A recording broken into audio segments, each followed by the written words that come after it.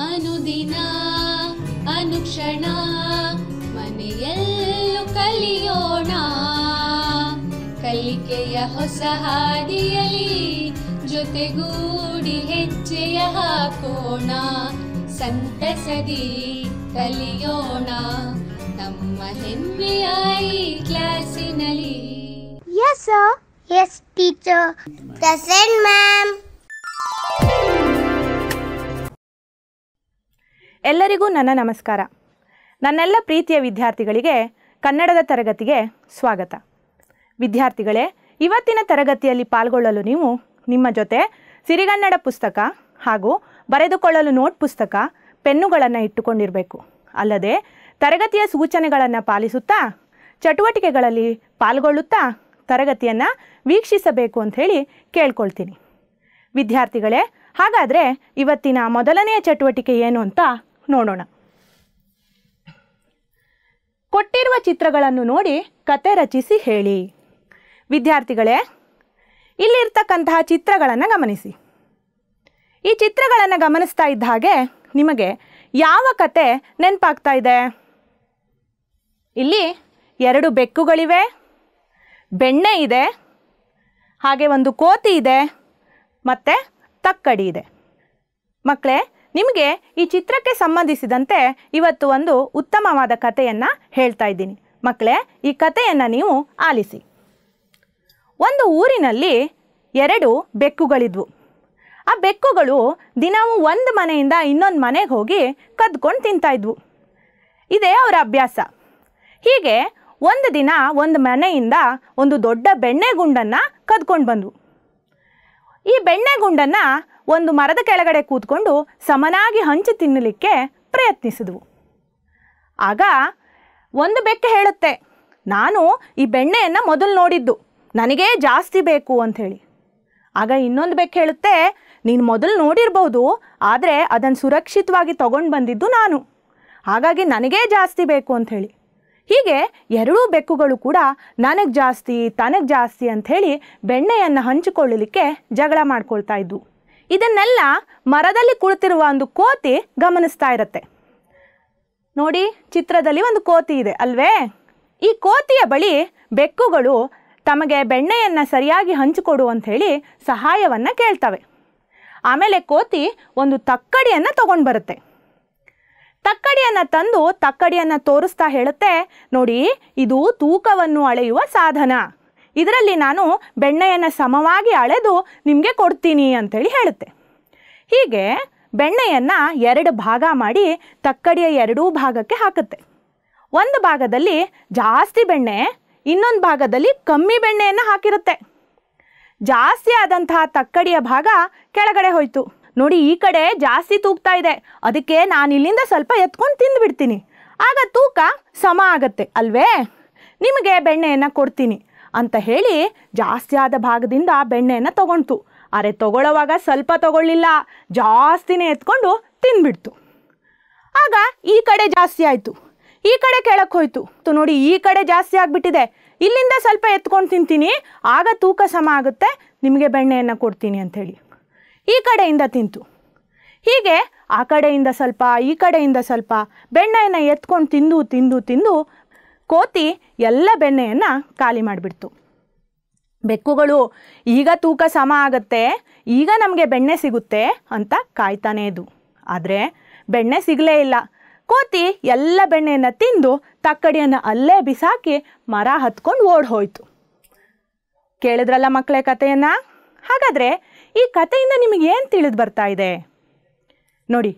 ಈ ಬೆಕ್ಕುಗಳು ತಾವು ಒಗ್ಗಟ್ಟಿನಿಂದ ಇದ್ದಿದ್ರೆ, ತಾವು ಜಗಳ ಮಾಡ್ಕೊಳ್ದೇ ಇದ್ದಿದ್ರೆ, ಒಬ್ಬರನ್ನ ಒಬ್ಬರು ಹೊಂದಿಕೊಂಡಿದ್ದಿದ್ರೆ ಬೆಣ್ಣೆಯನ್ನು ಅವೇ ತಿನ್ಬೋದಿತ್ತು.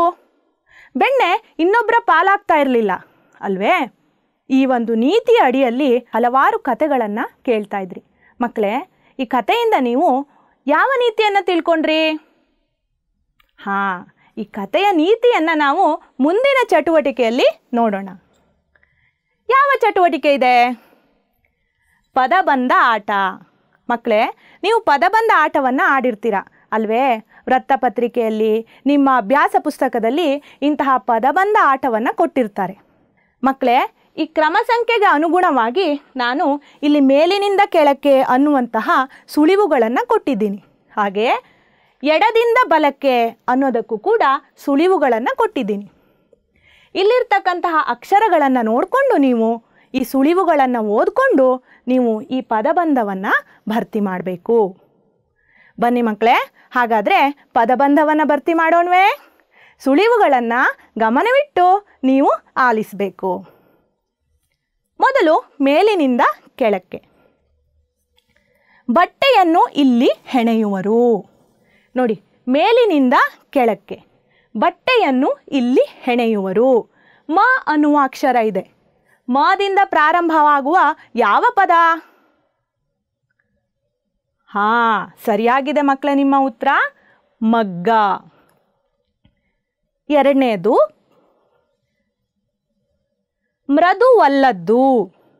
ಮೃದು ಅಂದರೆ ಗೊತ್ತಲ್ವಾ? ಮೆತ್ತಗಿರುತ್ತೆ ಅಲ್ವೇ? ಮೃದುವಲ್ಲದ್ದು, ಮೆತ್ತಗಿಲ್ಲ ಅಂದರೆ ಅದು ಟಿ ಅನ್ನೋ ಒಂದು ಅಕ್ಷರ ಇದೆ. ಇಲ್ಲಿ ಯಾವ ಅಕ್ಷರವನ್ನು ಇಲ್ಲಿ ಹಾಕ್ತೀರಾ? ಮೃದುವಲ್ಲದ್ದು. ಸರಿ ಇದೆ ನಿಮ್ಮ ಉತ್ತರ ಗಟ್ಟಿ. ಮುಂದಿಂದನ್ನು ನೋಡಿ, ಪರಿಮಳ ಬೀರುವ ಹೂವು. ಕ್ರಮ ಸಂಖ್ಯೆ 3 ಇಲ್ಲಿದೆ ಅಲ್ವೇ? ಮೊದಲನೇ ಅಕ್ಷರ ಮ, ಕೊನೆಯ ಅಕ್ಷರ ಗೆ ಇದೆ. ಇನ್ನೊಮ್ಮೆ ಓದಿ, ಪರಿಮಳ ಬೀರುವ ಹೂವು. ಮಧ್ಯದಲ್ಲಿ ಯಾವ ಅಕ್ಷರವನ್ನು ಹಾಕ್ತೀರಾ? 3 ಅಕ್ಷರದ ಪದ ಆಗಬೇಕು ಅಲ್ವೇ? ಪರಿಮಳ ಬೀರುವ ಹೂವು. ಸರಿ ಇದೆ ನಿಮ್ಮ ಉತ್ತರ ಮಕ್ಕಳೇ, ಮಲ್ಲಿಗೆ. ಕ್ರಮ ಸಂಖ್ಯೆ 4 ಮೇಲಿಂದ ಕೆಳಕ್ಕೆ ನೋಡಿ, ಎಲ್ಲಿದೆ? ಇಲ್ಲಿದೆ ಅಲ್ವೇ? ಶಾಲೆಗೆ ನಾವು ಡ್ಯಾಶ್ ಕಲಿಯಲು ಬರುತ್ತೇವೆ. ಒಂದು ಅಕ್ಷರ ಇಲ್ಲಿದೆ. ಸರಿಯಾಗಿ ಹೇಳ್ತಾ ಇದ್ದಾರೆ ಮಕ್ಕಳೇ, ವಿದ್ಯೆ. ನೋಡಿದ್ರಾ? ನೀವು ಮೇಲಿನಿಂದ ಕೆಳಕ್ಕೆ ಅನ್ನುವ ಎಲ್ಲ ಸುಳಿವುಗಳನ್ನು ಈಗ ಮುಗಿಸಿದ್ರಿ. ಹಾಗೆಯೇ ಈಗ ಎಡದಿಂದ ಬಲಕ್ಕೆ. ಕ್ರಮ ಸಂಖ್ಯೆ 1 ಗಂಡು ಮಗುವನ್ನು ಹೀಗೆ ಕರೆಯುವರು. ಮನೆಯಲ್ಲಿ ಗಂಡು ಮಕ್ಕಳಿದ್ರೆ ಅಮ್ಮ ಏನಂತ ಕರೀತಾರೆ? ಎಡದಿಂದ ಬಲಕ್ಕೆ. ಒಂದನೇದು ಇಲ್ಲೇ ಇದೆ, ಉತ್ತರ ಆಗಲೇ ಇದೆಯಲ್ಲ. ಈ ರೀತಿ ಸೂಕ್ಷ್ಮಗಳನ್ನು ನೀವು ಪದಬಂಧದಲ್ಲಿ ಗಮನಿಸಬೇಕಾಗುತ್ತೆ. ಗಂಡು ಮಗುವನ್ನು ಹೀಗೆ ಕರೆಯುವರು, ಮಗ ಅಲ್ವೇ? ಮುಂದಿಂದು ಶಕ್ತಿಗೆ ಹೀಗೂ ಹೇಳುವರು. ಶಕ್ತಿಗೆ ಹೀಗೂ ಹೇಳುವರು. ಇಲ್ಲಿದೆ ಕ್ರಮ ಸಂಖ್ಯೆ, ಎಡದಿಂದ ಬಲಕ್ಕೆ. ಒಂದು ಅಕ್ಷರ ಇಲ್ಲೇ ಇದೆಯಲ್ವಾ? ಸರಿಯಾಗಿ ಹೇಳ್ತಾ ಇದ್ದೀರಾ ಮಕ್ಕಳೇ, ಬಲ. ನೋಡಿ, ಪದಬಂಧವನ್ನು ಪೂರ್ಣ ಮಾಡಿದ್ರಿ ಅಲ್ವಾ? ಈಗ ನೀವು ಈ ಸಾಲಿನಲ್ಲಿ ಬಂದಿರುವಂತಹ ಒಂದು ನೀತಿಯನ್ನು ಓದಿ ಮಕ್ಕಳೇ. ಒಗ್ಗಟ್ಟಿನಲ್ಲಿ ಬಲವಿದೆ. ಓದಿದ್ರಾ? ಇನ್ನೊಮ್ಮೆ ಗಟ್ಟಿಯಾಗಿ ಓದಿ. ಒಗ್ಗಟ್ಟಿನಲ್ಲಿ ಬಲವಿದೆ. ಇದು ಒಂದು ಗಾದೆ ಮಾತು ಕೂಡ ಹೌದು ಅಲ್ವಾ ಮಕ್ಕಳೇ? ಈ ಒಗ್ಗಟ್ಟಿನಲ್ಲಿ ಬಲವಿದೆ ಅನ್ನುವ ಒಂದು ಗಾದೆ ಮಾತು ಅಥವಾ ಒಂದು ನೀತಿ ಅಡಿಯಲ್ಲಿ ನೀವು ಹಲವಾರು ಕತೆಗಳನ್ನು, ಹಲವಾರು ನೀತಿ ಪಾಠಗಳನ್ನು ಕೇಳಿರ್ತೀರ. ನಿಮ್ಮ ಪಠ್ಯಪುಸ್ತಕದಲ್ಲಿಯೂ ಕೂಡ ಈ ಒಗ್ಗಟ್ಟಿನಲ್ಲಿ ಬಲವಿದೆ ಅನ್ನುವ ಒಂದು ನೀತಿಯಡಿಯಲ್ಲಿ ಒಂದು ಉತ್ತಮವಾದ ಪಾಠವನ್ನು ನೀಡಿದ್ದಾರೆ. ಹಾಗಾದರೆ ಇವತ್ತು ನಾವು ಆ ಪಾಠವನ್ನು ಕಲಿಯೋಣ. ಮಕ್ಕಳೇ, ನೀವು ನಿಮ್ಮ 5ನೇ ತರಗತಿಯ ಸಿರಿಗನ್ನಡ ಪುಸ್ತಕವನ್ನು ಎತ್ಕೊಳ್ಳಿ. ಅದರಲ್ಲಿ ಪುಟ ಸಂಖ್ಯೆ 1 ತೆರೆಯಿರಿ. ತೆರಿತಾ ಇದ್ದೀರಾ? ಜಾಣ ಮಕ್ಕಳು. ಗದ್ಯ ಭಾಗ ಪಾಠ 1 ಒಟ್ಟಿಗೆ ಬಾಳುವ ಆನಂದ. ಆಕರ ಕೃತಿ ಸಾಲು ಸಂಪಿಗೆ ಜನಪದ ಕಥೆಗಳು. ಸಂಪಾದಕರು ಪ್ರೊಫೆಸರ್ ಕಾಳೇಗೌಡ ನಾಗವಾರ, ಜಿ.ವಿ. ಆನಂದಮೂರ್ತಿ. ಮಕ್ಕಳೇ, ಪಾಠವನ್ನು ಗಮನಿಸಬೇಕು ನೀವು. ಈಗ ನಾನು ಪಾಠವನ್ನು ಓದ್ತೀನಿ. ನೀವು ನಿಮ್ಮ ಬೆರಳಿನಿಂದ ನಿಮ್ಮ ಪಠ್ಯಪುಸ್ತಕದಲ್ಲಿ ಅವುಗಳನ್ನು ಗುರುತಿಸ್ಕೊಳ್ತಾ ಹೋಗಬೇಕು. ಗಮನವಿಟ್ಟು ಆಲಿಸಬೇಕು. ಆಯಿತಾ? ಪಾಠ 1 ಒಟ್ಟಿಗೆ ಬಾಳುವ ಆನಂದ. ಒಂದು ಹಳ್ಳಿ. ಅಲ್ಲಿ ರೈತನೊಬ್ಬನ ಹೊಲ ಇತ್ತು. ಅಲ್ಲಿ ಒಂದು ಬೇವಿನ ಮರವಿತ್ತು. ಹೇಗೋ ಏನೋ ಅದರ ಕೆಳಗೆ ಒಂದು ಗುಂಡನೆಯ ಕಲ್ಲು ಬಂದು ನಿಂತುಕೊಂಡಿತು. ಮರದ ಮೇಲೆ ಕುಳಿತುಕೊಳ್ಳುತ್ತಿದ್ದ ಹಕ್ಕಿಗಳ ಹಿಕ್ಕೆ ಕಲ್ಲಿನ ಮೇಲೆ ಬಿದ್ದು ಬಿದ್ದು ಆ ಕಲ್ಲು ಬೆಳ್ಳಗಾಗಿ ವಿಭೂತಿ ಬಳಿದಂತೆ ಕಾಣಿಸುತ್ತಿತ್ತು. ಗಮನಿಸ್ತಾ ಇದ್ದೀರಾ ಮಕ್ಕಳೇ? ಇದರಿಂದಾಗಿ ಆ ಬಿಳಿಯ ಕಲ್ಲು ಎಲ್ಲರಿಗೂ ಅಮ್ಮನ ಕಲ್ಲಿನಂತೆ ಕಾಣಿಸುತ್ತಿತ್ತು. ಆದ್ದರಿಂದ ಬೇವಿನ ಮರವನ್ನು ಜನ ಅಮ್ಮನ ಮರ ಎಂದು ಕರೆಯುತ್ತಿದ್ದರು. ಆ ಕಲ್ಲು ಬೇವಿನ ಮರದ ಕೆಳಗಿದ್ದುದರಿಂದ ಅದಕ್ಕೆ ಅಮ್ಮನ ಕಲ್ಲು ಎಂಬ ಹೆಸರು ರೂಢಿಗೆ ಬಂದಿತ್ತು. ಹೀಗೆ ಒಂದರಿಂದ ಇನ್ನೊಂದು ಹೆಸರು ಪಡೆದುಕೊಂಡು ಎರಡೂ ಸುಖವಾಗಿದ್ದವು. ಅಮ್ಮನ ಮರ, ಅಮ್ಮನ ಕಲ್ಲು ಎಂದು ಊರಿನ ಜನಗಳು ಅವುಗಳ ತಂಟೆಗೆ ಹೋಗುತ್ತಿರಲಿಲ್ಲ. ಪಾಠವನ್ನು ಗಮನಿಸಿದ್ರ ಮಕ್ಕಳೇ? ಈ ಭಾಗದಲ್ಲಿ ಬಂದಂತಹ ಹೊಸ ಪದಗಳ ಅರ್ಥವನ್ನು ತಿಳ್ಕೊಳ್ಳೋಣ. ವಿಭೂತಿ. ವಿಭೂತಿ ಅಂದರೆ ಭಸ್ಮ, ಬೂದಿ. ಹಿಕ್ಕೆ. ಹಿಕ್ಕೆ ಅಂದರೆ ಹಕ್ಕಿಗಳ ಮಲ. ಜಂಬ. ಜಂಬ ಅಂದರೆ ಗರ್ವ. ಒಂದು ಹಳ್ಳಿಯಲ್ಲಿ ಒಬ್ಬ ರೈತನ ಹೊಲ ಇತ್ತು. ಆ ಹೊಲದಲ್ಲಿ ಒಂದು ಬೇವಿನ ಮರವಿತ್ತು. ಆ ಬೇವಿನ ಮರದ ಕೆಳಗಡೆಗೆ ಹೇಗೋ ಏನೋ ಗೊತ್ತಿಲ್ಲ ಒಂದು ಗುಂಡನೆಯ ಕಲ್ಲು ಬಂದು ನಿಂತ್ಕೊಂಡಿತ್ತು. ಈ ಬೇವಿನ ಮರದಲ್ಲಿ ಹಲವಾರು ಹಕ್ಕಿಗಳು ಗೂಡು ಕಟ್ತಾ ಇದ್ವು.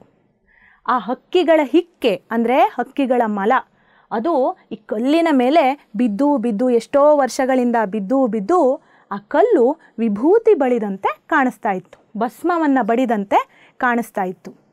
ಹಾಗಾಗಿ ಊರಿನ ಜನ ಈ ಕಲ್ಲನ್ನು ಅಮ್ಮನ ಕಲ್ಲು ಅಂಥೇಳಿ ಕರಿತಾ ಇದ್ರು. ಏನಂತ ಕರಿತಾ ಇದ್ರು ಮಕ್ಕಳೇ? ಅಮ್ಮನ ಕಲ್ಲು ಅಂಥೇಳಿ ಕರಿತಾ ಇದ್ರು. ಹಾಗೇನೆ ಈ ಮರವನ್ನು ಅಮ್ಮನ ಮರ ಅಂಥೇಳಿ ಕರಿತಾ ಇದ್ರು. ಏನಂತ ಕರಿತಾ ಇದ್ರು? ಅಮ್ಮನ ಮರ ಅಂಥೇಳಿ ಕರಿತಾ ಇದ್ರು. ಹೀಗೆ ಇದು ಅಮ್ಮನ ಕಲ್ಲು, ಇದು ಅಮ್ಮನ ಮರ ಅಂಥೇಳಿ ಜನ ಇದರ ತಂಟೆಗೆ ಹೋಗ್ತಾ ಇರಲಿಲ್ಲ. ಇವುಗಳನ್ನು ಭಯಭಕ್ತಿಯಿಂದ ನೋಡ್ತಾ ಇದ್ರು. ಒಂದು ಸಲ ತನ್ನಿಂದ ಇನ್ನೊಂದು ಸುಖವಾಗಿದೆ ಎಂದು ಎರಡಕ್ಕೂ ಜಂಬ ಬಂತು. ನೋಡಿ, ತನ್ನಿಂದ ಇನ್ನೊಂದು ಸುಖವಾಗಿದೆ. ಇಬ್ಬರು ಒಟ್ಟಿಗಿದ್ದಾರಲ್ವ ಅವರು. ಬೇವಿನ ಮರ ಮತ್ತು ಕಲ್ಲು ಎರಡು ಜೊತೆ ಜೊತೆಗೆ ಇದೆಯಲ್ಲ, ಈ ಎರಡಕ್ಕೂ ನನ್ನಿಂದ ಇನ್ನೊಂದು ಸುಖವಾಗಿದೆ ಅಂಥೇಳಿ ಎರಡಕ್ಕೂ ಜಂಬ ಬಂತು. ಜಂಬ ಅಂದರೆ ಏನು ಮಕ್ಕಳೇ? ಜಂಬ ಅಂದರೆ ಗರ್ವ, ಸೊಕ್ಕು. ಜಂಬದಿಂದ ಮರ ಹೇಳುತ್ತೆ. ಓದಿ ಮಕ್ಕಳೇ ಇದನ್ನು. ನಾನು ಅಮ್ಮನ ಮರ, ನೀನು ನನ್ನ ಕೆಳಗಿರುವುದರಿಂದ ನಿನ್ನನ್ನು ಅಮ್ಮನ ಕಲ್ಲು ಎಂದು ಜನ ಕರೆಯುತ್ತಾರೆ. ನೋಡಿ ಹೇಗೆ ಹೇಳ್ತಾ ಇದೆ ಮರ ಕಲ್ಲಿಗೆ. ನಾನು ಅಮ್ಮನ ಮರ, ನೀನು ನನ್ನ ಕೆಳಗಡೆ ಇರೋದ್ರಿಂದ ನಿನ್ನನ್ನು ಅಮ್ಮನ ಕಲ್ಲು ಅಂತ ಹೇಳ್ತಾರೆ. ಇಲ್ಲ ಅಂತಂದಿದ್ರೆ ನೀನೊಂದು ಸಾಮಾನ್ಯ ಕಲ್ಲು ಅಂತ ಕರೀತಿದ್ರು. ನನ್ನ ಕೆಳಗಿರೋದ್ರಿಂದ ನಿನ್ನನ್ನು ಅಮ್ಮನ ಕಲ್ಲು ಅಂತ ಹೇಳಿ ಕರೀತಾರೆ ಅಂತ ಹೇಳಿ ಮರ ಕಲ್ಲಿಗೆ ಹೇಳ್ತು. ಆದರೆ ಕಲ್ಲು ಒಪ್ಪಿಕೊಳ್ತಾ ಈ ಮಾತನ್ನು? ನೋಡಿ, ಕಲ್ಲು ಒಪ್ಪಿಕೊಳ್ಳಲಿಲ್ಲ. ಕಲ್ಲು ಏನು ಹೇಳ್ತು? ನಾನು ಅಮ್ಮನ ಕಲ್ಲು, ನನ್ನ ಪಕ್ಕದಲ್ಲಿ ನೀನಿರುವುದರಿಂದ ನಿನ್ನನ್ನು ಅಮ್ಮನ ಮರ ಎಂದು ಕರೆಯುತ್ತಾರೆ. ನಾನು ಅಮ್ಮನ ಕಲ್ಲು, ನನ್ನ ಪಕ್ಕದಲ್ಲಿ ನೀನಿರೋದ್ರಿಂದ ನಿನ್ನನ್ನು ಅಮ್ಮನ ಮರ ಅಂಥೇಳಿ ಕರೀತಾರೆ. ಇಲ್ಲ ಅಂತಂದಿದ್ರೆ ನಿನ್ನನ್ನು ಒಂದು ಸಾಮಾನ್ಯ ಮರ ಅಂಥೇಳಿ ಜನ ತಿಳ್ಕೊಳ್ತಾ ಇದ್ರು ಅಂತ ಹೇಳಿ ಕಲ್ಲು ಹೇಳ್ತು. ಹೀಗೆ ಅಮ್ಮನ ಮರ ಮತ್ತು ಅಮ್ಮನ ಕಲ್ಲು ಎರಡೂ ಕೂಡ ಜಗಳವನ್ನು ಮಾಡ್ಕೊಳ್ತವೆ. ನಾನೇ ಹೆಚ್ಚು ತಾನೇ ಹೆಚ್ಚು ಅಂಥೇಳಿ ಇಬ್ಬರು ಜಂಬದಿಂದ ಬೀಗ್ತವೆ, ಹಾಗೆ ಜಗಳವನ್ನು ಮಾಡ್ಕೊಳ್ತವೆ. ಕೊನೆಗೆ ಕಲ್ಲು ಕೋಪದಿಂದ ಉರುಳಿ ಉರುಳಿ ಬೇವಿನ ಮರದಿಂದ ದೂರ ಹೋಗಿ ನಿಂತಿತು. ನೋಡಿ, ಕೋಪಗೊಂಡಂತಹ ಕಲ್ಲು ಬೇವಿನ ಮರದಿಂದ ಉರುಳಿ ಉರುಳಿ ಉರುಳಿ ಉರುಳಿ ಅಂದರೆ ನೀವು ಚೆಂಡನ್ನು ಉರುಳಿಸ್ಬಿಡ್ತೀರಾ ಅಲ್ವೇ? ಆಟ ಆಡುವಾಗ ಚೆಂಡನ್ನು ಉರುಳಿಸ್ತೀರಲ್ವಾ? ಹಾಗೆ ಈ ಕಲ್ಲು ಉರುಳಿ ಉರುಳಿ ಏನು ಮಾಡ್ತು? ಇಲ್ಲಿದ್ದಂತಹ ಕಲ್ಲು ಮರದಿಂದ ದೂರ ಬಂದು ನಿಂತ್ಕೊಳ್ತು. ನೋಡ್ತಾ ಇದ್ದೀರಾ? ಆಗ ಮರ ಏನು ಆಲೋಚನೆ ಮಾಡುತ್ತೆ ನೋಡಿ. ನನ್ನ ಕೆಳಗಿರದಿದ್ದರೆ ಕಲ್ಲನ್ನು ಒಡೆದು ಹಾಕುತ್ತಾರೆ. ನಾನು ಅಮ್ಮನ ಮರ, ಹಾಗಾಗಿ ನನ್ನ ಕೆಳಗಿರೋದ್ರಿಂದ ಅದನ್ನು ಅಮ್ಮನ ಕಲ್ಲು ಅಂತ ಕರೀತಾರೆ. ಈಗ ದೂರ ಹೋಯ್ತಲ್ವ ಈ ಕಲ್ಲು, ಇನ್ನಿದನ್ನು ಒಡೆದು ಹಾಕ್ತಾರೆ. ಆಗ ಕಲ್ಲಿಗೆ ಬುದ್ಧಿ ಬರುತ್ತೆ ಅಂಥೇಳಿ ಮರ ಆಲೋಚನೆಯನ್ನು ಮಾಡ್ತು. ಹಾಗೆಯೇ ಕಲ್ಲು ಏನು ಆಲೋಚನೆಯನ್ನು ಮಾಡ್ತು? ನೋಡಿ, ನಾನಿರದಿದ್ದರೆ ಮರವನ್ನು ಕಡಿದು ಹಾಕುತ್ತಾರೆ. ನಾನು ಅಮ್ಮನ ಕಲ್ಲು, ನನ್ನ ಪಕ್ಕದಲ್ಲಿ ಮರ ಇರೋದ್ರಿಂದ ಇದನ್ನು ಅಮ್ಮನ ಮರ ಅಂತ ಹೇಳಿ ಕರೀತಾರೆ. ನನ್ನ ಪಕ್ಕದಲ್ಲಿ ಈ ಮರ ಇಲ್ಲ ಅಂತಂದರೆ ಈ ಮರವನ್ನು ಕಡಿದು ಹಾಕ್ತಾರೆ. ಆಗ ಈ ಮರಕ್ಕೆ ಬುದ್ಧಿ ಬರುತ್ತೆ ಅಂಥೇಳಿ ಈ ಕಲ್ಲು ಆಲೋಚನೆಯನ್ನು ಮಾಡ್ತು. ಈ ಭಾಗದಲ್ಲಿ ಬಂದಂತಹ ಹೊಸ ಪದಗಳ ಅರ್ಥವನ್ನು ತಿಳ್ಕೊಳ್ಳಿ ಮಕ್ಕಳೇ. ಜಗಳ, ಜಗಳ ಅಂದರೆ ಕಲಹ. ನೇಗಿಲು, ನೇಗಿಲು ಅಂದರೆ ಭೂಮಿಯನ್ನು ಉಳುವ ಸಾಧನ. ನಂತರದಲ್ಲಿ ಏನಾಯಿತು? ಈ ವಾಕ್ಯಗಳನ್ನು ಓದಿ ಮಕ್ಕಳೇ. ಒಂದು ದಿನ ಹೊಲವನ್ನು ಉಳಲಿಕ್ಕೆ ಆ ಹಳ್ಳಿಯ ರೈತ ತನ್ನ ಮಕ್ಕಳ ಜೊತೆ ಬಂದನು. ಅಮ್ಮನ ಕಲ್ಲು ಇಲ್ಲದ ಬೇವಿನ ಮರವನ್ನು ನೋಡಿದ. ರೈತ ಮಾಮೂಲಿನಂತೆ ಹೊಲವನ್ನು ಉಳಲಿಕ್ಕೆ ಅಂಥೇಳಿ ತನ್ನ ಮಕ್ಕಳ ಜೊತೆ ಬರ್ತಾನೆ. ಯಾವಾಗಲೂ ಈ ಮರ ಮತ್ತು ಕಲ್ಲು ಜೊತೆಗಿರ್ತಿದ್ವು ಅಲ್ವೇ? ಈಗ ಬೇರೆ ಬೇರೆಯಾಗಿ ದೂರ ನಿಂತಿವೆ. ಇದನ್ನು ರೈತ ಗಮನಿಸಿದ. ಮರವನ್ನು ತೋರಿಸಿ ರೈತ ಏನು ಹೇಳ್ತಾನೆ? ನಾಳೆ ಇದನ್ನು ಕಡಿಸಿ ನೇಗಿಲು ಚಕ್ರ ಮಾಡಿಸಿ. ನೋಡಿ, ಮರವನ್ನು ತೋರಿಸ್ಕೊಂಡು ರೈತ ಏನು ಹೇಳ್ತಾ ಇದ್ದಾನೆ? ನಾಳೆ ಇದನ್ನು ಕಡಿಸ್ಬಿಡಿ, ಈ ಮರವನ್ನು ಕಡಿಸ್ಬಿಡಿ, ಇದನ್ನು ನೇಗಿಲನ್ನಾಗಿ ಗಾಡಿಯ ಚಕ್ರವನ್ನಾಗಿ ಮಾಡಿಸಿ ಅಂಥೇಳಿ ತನ್ನ ಮಕ್ಕಳಿಗೆ ಹೇಳಿದ. ಇದನ್ನು ಮರ ಕೇಳಿಸ್ಕೊಳ್ತು. ನೀವು ಈ ಚಿತ್ರವನ್ನು ಗಮನಿಸಿ. ಗಾಡಿ ಚಕ್ರ ಅಲ್ವೇ? ಹಾಗೆ ನೇಗಿಲು. ಹೀಗೆ ನೇಗಿಲನ್ನಾಗಿ ಮತ್ತು ಗಾಡಿಯ ಚಕ್ರವನ್ನಾಗಿ ಆ ಮರವನ್ನು ಬಳಸ್ಕೊಳ್ಳೋಣ ಅಂಥೇಳಿ ರೈತ ತನ್ನ ಮಕ್ಕಳಿಗೆ ಹೇಳ್ತಾನೆ. ಹಾಗೆಯೇ ದೂರದಲ್ಲಿ ಬಿದ್ದಿತ್ತಲ್ಲ ಈ ಕಲ್ಲು, ಕಲ್ಲನ್ನು ನೋಡಿ ಏನು ಹೇಳ್ತಾನೆ ರೈತ? ನೋಡಿ, ಬೇವಿನ ಮರದಿಂದ ದೂರ ಬಿದ್ದಿದ್ದ ಕಲ್ಲನ್ನು ನೋಡಿದ. ಈ ಕಲ್ಲನ್ನು ನಾಳೆ ಕಲ್ಲು ಒಡೆಯುವವರಿಂದ ಒಡೆಸಿದರೆ ನೇಗಿಲನ್ನು ಕಟ್ಟಿ ಉಳಲು ಬರುತ್ತದೆ. ಈ ಕಲ್ಲನ್ನು ನಾಳೆ ಕಲ್ಲು ಒಡೆಯೋರಿಂದ ಒಡೆಸಿದ್ರೆ ನೇಗಿಲನ್ನು ಕಟ್ಟಿ ಉಳಲಿಕ್ಕೆ ಬರುತ್ತೆ, ನಮಗೆ ಪ್ರಯೋಜನವಾಗುತ್ತೆ ಈ ಕಲ್ಲು ಅಂಥೇಳಿ ರೈತ ಆಲೋಚಿಸ್ತಾನೆ. ಅದನ್ನು ತನ್ನ ಮಕ್ಕಳಿಗೆ ಹೇಳ್ತಾನೆ. ಈ ಚಿತ್ರವನ್ನು ಗಮನಿಸಿ ಮಕ್ಕಳೇ. ಇಲ್ಲಿ ಒಬ್ಬ ರೈತ ಹೇಗೆ ನೇಗಿಲನ್ನು ಹಿಡಿದು ಹೊಲವನ್ನು ಉಳ್ತಾ ಇದ್ದಾನೆ ಅಂಥೇಳಿ.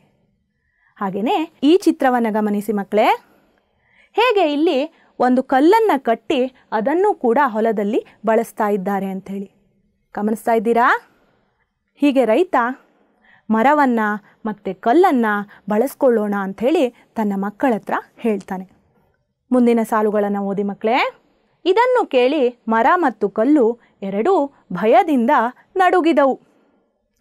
ನೋಡಿ, ಕಲ್ಲು ಮತ್ತು ಮರ ಈ ರೈತನ ಮಾತುಗಳನ್ನು ಕೇಳ್ತಾ ಇದ್ದಾಗೆ ಭಯದಿಂದ ನಡುಗ್ತವೆ.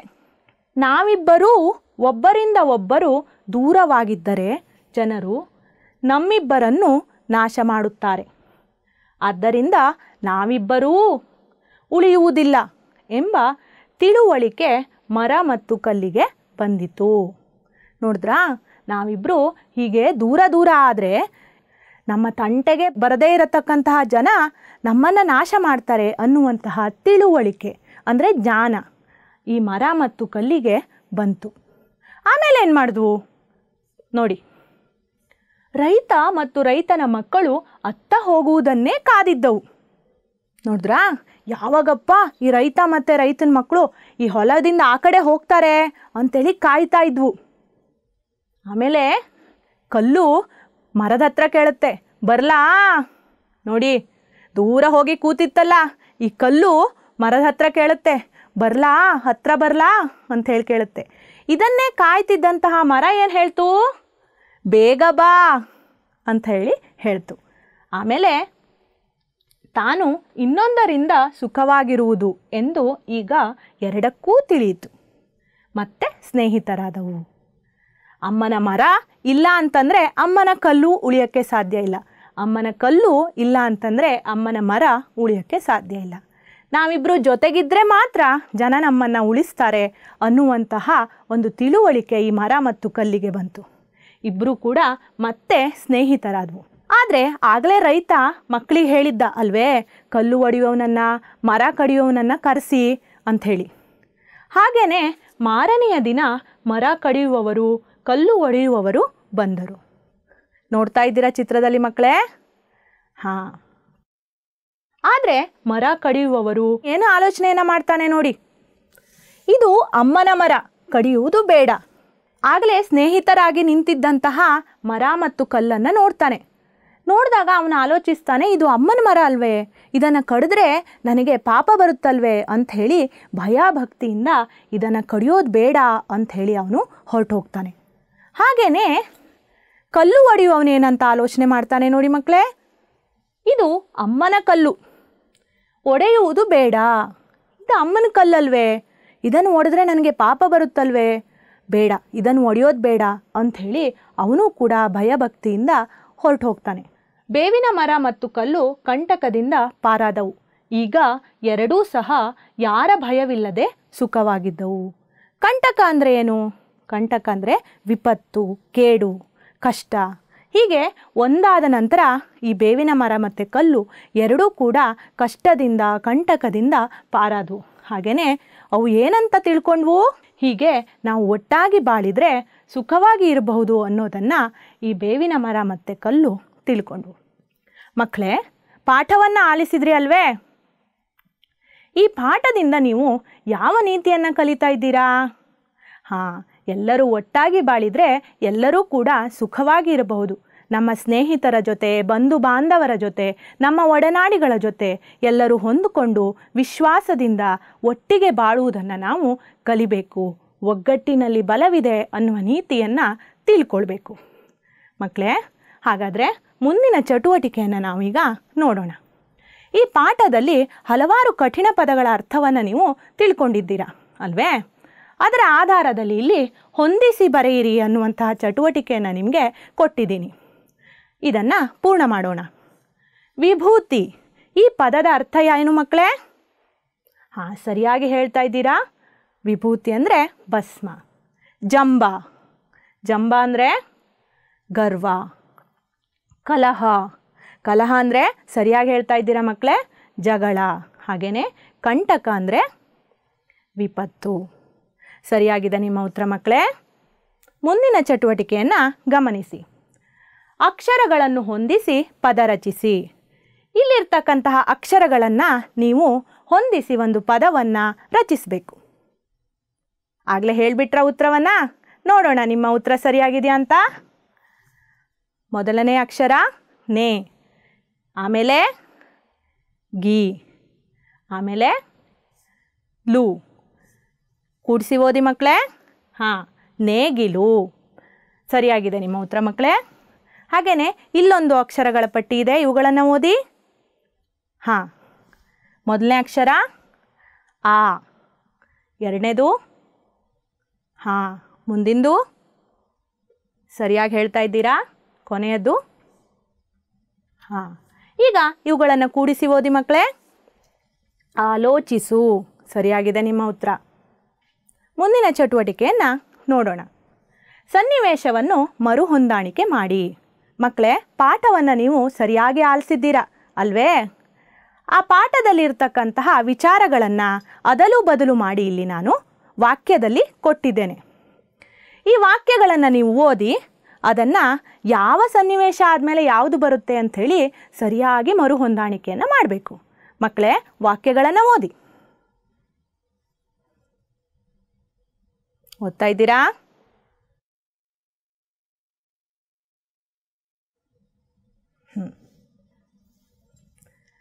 ಸನ್ನಿವೇಶವನ್ನು ಮರುಹೊಂದಾಣಿಕೆ ಮಾಡಿ. ಬನ್ನಿ ಮಕ್ಕಳೇ, ನನ್ನ ಜೊತೆಗೆ ಈ ವಾಕ್ಯಗಳನ್ನು ಇನ್ನೊಮ್ಮೆ ಓದಿ. ರೈತನ ಹೊಲದಲ್ಲಿ ಒಂದು ಬೇವಿನ ಮರವಿತ್ತು. ಅದರ ಕೆಳಗೆ ಒಂದು ಕಲ್ಲು ವಿಭೂತಿ ಬಳಿದಂತೆ ಕಾಣಿಸುತ್ತಿತ್ತು. ಓದ್ತಾ ಇದ್ದೀರಾ? ಹಾಂ. ಅಮ್ಮನ ಮರ, ಅಮ್ಮನ ಕಲ್ಲು ಎಂದು ಊರಿನ ಜನ ಅವುಗಳ ತಂಟೆಗೆ ಹೋಗುತ್ತಿರಲಿಲ್ಲ. ತನ್ನಿಂದ ಇನ್ನೊಂದು ಸುಖವಾಗಿದೆ ಎಂದು ಎರಡಕ್ಕೂ ಜಂಬ ಬಂತು. ಕಲ್ಲು ಉರುಳಿ ಉರುಳಿ ಬೇವಿನ ಮರದಿಂದ ದೂರ ಹೋಗಿ ನಿಂತಿತು. ರೈತ ಕಲ್ಲನ್ನು ಒಡೆಸಲು ಮತ್ತು ಮರವನ್ನು ಕಡಿಯಲು ಹೇಳಿದ. ತಾನು ಇನ್ನೊಂದರಿಂದ ಸುಖವಾಗಿರುವುದು ಎಂದು ಈಗ ಎರಡಕ್ಕೂ ತಿಳಿಯಿತು. ಮತ್ತೆ ಸ್ನೇಹಿತರಾದವು. ನೋಡಿದ್ರಾ? ಪಾಠದ ಪುನರ್ಮನನವನ್ನು ಕೂಡ ನೀವು ಈಗ ಮಾಡಿದ್ರಿ. ಮಕ್ಕಳೇ, ಹಾಗಾದರೆ ಮುಂದಿನ ಚಟುವಟಿಕೆಯನ್ನು ಈಗ ನೋಡೋಣ. ಕೆಳಗಿನ ಪ್ರಶ್ನೆಗಳಿಗೆ ಒಂದು ವಾಕ್ಯದಲ್ಲಿ ಉತ್ತರಿಸಿ. ಮೊದಲನೇ ಪ್ರಶ್ನೆಯನ್ನು ಓದಿ ಮಕ್ಕಳೇ. ಗುಂಡನೆಯ ಕಲ್ಲು ಎಲ್ಲಿತ್ತು? ಹೇಳ್ತಾ ಇದ್ದೀರಾ ಉತ್ತರವನ್ನು ಅಲ್ವೇ? ಸರಿಯಾಗಿದೆ ನಿಮ್ಮ ಉತ್ತರ ಮಕ್ಕಳೇ. ಗುಂಡನೆಯ ಕಲ್ಲು ಬೇವಿನ ಮರದ ಕೆಳಗಿತ್ತು. ಮುಂದಿನ ಪ್ರಶ್ನೆ. ಮರವನ್ನು ಜನ ಏನೆಂದು ಕರೆಯುತ್ತಿದ್ದರು? ನಿಮ್ಮ ಉತ್ತರ ಸರಿ ಇದೆ ಮಕ್ಕಳೇ. ಮರವನ್ನು ಜನ ಅಮ್ಮನ ಮರ ಎಂದು ಕರೆಯುತ್ತಿದ್ದರು. ಮುಂದಿನ ಪ್ರಶ್ನೆಯನ್ನು ಗಮನವಿಟ್ಟು ನೋಡಿ. ಕಲ್ಲು ಒಡೆಯುವವರು ಏನೆಂದು ಹೇಳಿ ಹೊರಟು ಹೋದರು? ಸರಿಯಾಗಿದೆ ನಿಮ್ಮ ಉತ್ತರ ಮಕ್ಕಳೇ. ಕಲ್ಲು ಒಡೆಯುವವರು ಇದು ಅಮ್ಮನ ಕಲ್ಲು, ಒಡೆಯುವುದು ಬೇಡ ಎಂದು ಹೇಳಿ ಹೊರಟು ಹೋದರು. ಮಕ್ಕಳೇ, ಪಾಠವನ್ನು ನೀವು ಚೆನ್ನಾಗಿ ತಿಳ್ಕೊಂಡಿದ್ದೀರಾ ಅಲ್ವೇ? ಈಗ ಒಂದು ಮೌಲ್ಯಮಾಪನ ಚಟುವಟಿಕೆಯನ್ನು ನೋಡೋಣ. ಬಿಟ್ಟ ಸ್ಥಳವನ್ನು ಸರಿಯಾದ ಪದದಿಂದ ತುಂಬಿರಿ. ಮಕ್ಕಳೇ, ಇಲ್ಲಿ ಬಿಟ್ಟ ಸ್ಥಳವನ್ನು ಕೊಟ್ಟಿದ್ದೀನಿ, ಹಾಗೆಯೇ ಅದಕ್ಕೆ ಆಯ್ಕೆಗಳನ್ನು ಕೂಡ ಇಲ್ಲಿ ಕೊಟ್ಟಿದ್ದೀನಿ. ಇವುಗಳನ್ನು ಗಮನಿಸಿ ನೀವು ಬಿಟ್ಟ ಸ್ಥಳವನ್ನು ಸರಿಯಾದ ಪದದಿಂದ ಭರ್ತಿ ಮಾಡಬೇಕು. ನಾವಿಬ್ಬರು ಒಬ್ಬರಿಂದ ಒಬ್ಬರು ಯಾವ ಪದವನ್ನು ಹಾಕ್ತೀರಾ ಮಕ್ಕಳೇ? ಸರಿಯಾಗಿದೆ ನಿಮ್ಮ ಉತ್ತರ, ದೂರವಾಗಿದ್ದರೆ.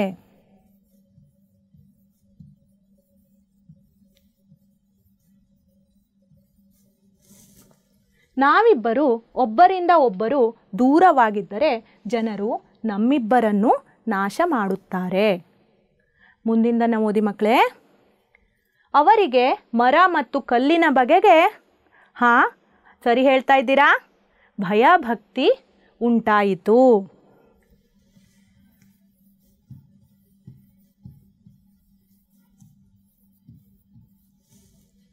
ಅವರಿಗೆ ಮರ ಮತ್ತು ಕಲ್ಲಿನ ಬಗೆಗೆ ಭಯ ಭಕ್ತಿ ಉಂಟಾಯಿತು. ಮುಂದಿನ ಪ್ರಶ್ನೆಯನ್ನು ನೋಡಿ. ಎಲ್ಲರೂ ಒಟ್ಟಾಗಿ ಸರಿಯಾಗಿ ಹೇಳ್ತಾ ಇದ್ದೀರಾ, ಬಾಳಿದರೆ.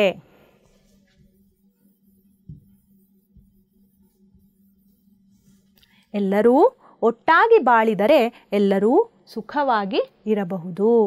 ಇದೇ ಈ ಪಾಠದ ನೀತಿ ಅಲ್ವೇ ಮಕ್ಕಳೇ? ಮಕ್ಕಳೇ, ಪಾಠವನ್ನು ನೀವು ಚೆನ್ನಾಗಿ ತಿಳ್ಕೊಂಡಿದ್ದೀರಾ ಅಲ್ವೇ? ಈಗ ನಾನು ನಿಮಗೆ ಒಂದು ಮನೆಗೆಲಸವನ್ನು ಕೊಡ್ತಾ ಇದ್ದೀನಿ. ಕೆಳಗಿನ ಸನ್ನಿವೇಶದ ಬಗ್ಗೆ ಮಾತನಾಡಿ. ಮಕ್ಕಳೇ, ಈ ವಿಷಯಗಳನ್ನು ನೀವು ಬರ್ಕೊಳ್ಳಿ. ಮನೆಯಲ್ಲಿ ಆಚರಿಸುವ ಹಬ್ಬಗಳು ಬರ್ಕೊಳ್ತಾ ಇದ್ದೀರಾ?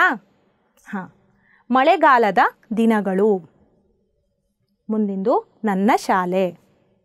ಮಕ್ಕಳೇ, ಈ ವಿಷಯಗಳ ಬಗ್ಗೆ ನೀವು ನಿಮ್ಮ ಸ್ನೇಹಿತರ ಮುಂದೆ, ನಿಮ್ಮ ಶಿಕ್ಷಕರ ಮುಂದೆ, ನಿಮ್ಮ ಹಿರಿಯರ ಮುಂದೆ ನಿರರ್ಗಳವಾಗಿ ನಿಮ್ಮ ಸ್ವಂತ ವಾಕ್ಯದಲ್ಲಿ ಧೈರ್ಯವಾಗಿ ನಿಮ್ಮ ವಿಚಾರವನ್ನು ಮಾತನಾಡಿ. ಹಾಗೆಯೇ ಮುಂದಿನ ಒಂದು ಚಿತ್ರವನ್ನು ಗಮನಿಸಿ. ಕೆಳಗಿನ ಸನ್ನಿವೇಶದ ಬಗ್ಗೆ ಮಾತನಾಡಿ. ಸಹಕಾರ ಮನೋಭಾವನೆಯ ಬಗ್ಗೆ ನೀವು ಈ ಪಾಠದಲ್ಲಿ ತಿಳ್ಕೊಂಡಿದ್ದೀರಾ ಅಲ್ವೇ? ಈ ಚಿತ್ರವನ್ನು ಗಮನಿಸಿ ಮಕ್ಕಳೇ. ಈ ಚಿತ್ರವನ್ನು ನೋಡಿ ನಿಮಗೆ ಏನು ಅನಿಸುತ್ತೆ ಅನ್ನೋದನ್ನು ನಿಮ್ಮ ಶಿಕ್ಷಕರ ಮುಂದೆ, ಹಿರಿಯರ ಮುಂದೆ ನಿರರ್ಗಳವಾಗಿ ಮಾತನಾಡಿ. ಪಾಠವನ್ನು ವೀಕ್ಷಿಸಿದಂತಹ ಎಲ್ಲರಿಗೂ ಧನ್ಯವಾದಗಳು. ರಮ್ಯಾ, ಸಹಶಿಕ್ಷಕಿ, ಸರ್ಕಾರಿ ಹಿರಿಯ ಪ್ರಾಥಮಿಕ ಶಾಲೆ, ಬೆಳತೂರು ಕಾಲೋನಿ, ಬೆಂಗಳೂರು ದಕ್ಷಿಣ ವಲಯ 4.